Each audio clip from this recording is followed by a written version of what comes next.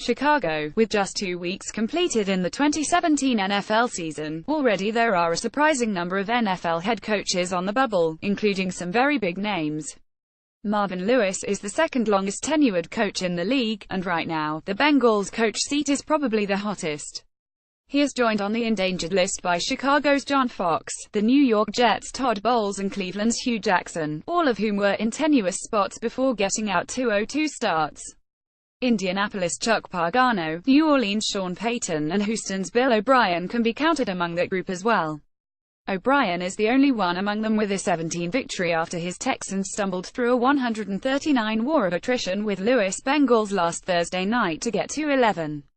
But the win was anything but cleansing or redemptive. It is highly unusual for NFL head coaches to be fired early in season, but it happens. Mike Shanahan was fired just 4 games into his second season, 1989, with the Raiders, and a few of the guys on this list were actually projected to get the axe at the end of last season but survived to get another and perhaps last chance.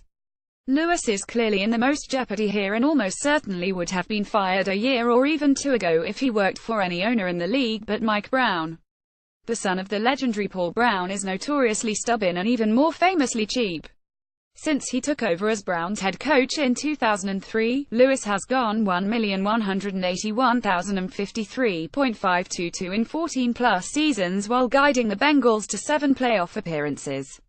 Many thought Lewis would be gone last year after his club famously imploded in a wildcard game in Pittsburgh to end the 15 season, running the Bengals' playoff record under Lewis to 0-7. Lewis' predilection for players with seemingly tortured souls, such as Vontaze Burfict and Adam Pac-Man Jones, is also thought to be a liability for him when it comes to keeping his job.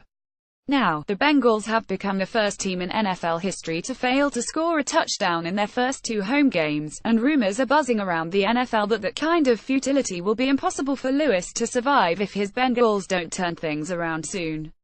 Bowles' Jets may be the worst team in the NFL. Oh heck, let's call it like it is. They are the worst team in the NFL, but that was predictable coming into the season.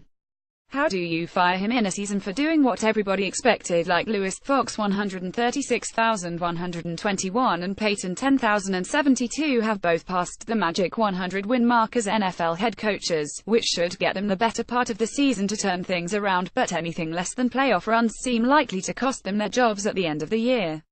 With a first-year general manager in Chris Ballard evaluating things, and no Andrew Luck, Pagano is likely to get the benefit of the doubt for a while, and O'Brien's defense is going to win him a few more games. So although both should fear Black Monday following the season, there is no drama on the immediate horizon.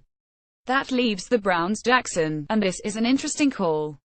He is a coaching lifer with 12 stops in college and the NFL since 1987, and he lasted just 1 season as the head man in Oakland in 2011. Like Bowles' Jets, we knew the Browns would be bad, but there are rumblings now of disagreement between Jackson and Browns executive vice president Sashi Brown, which might spell trouble for Jackson.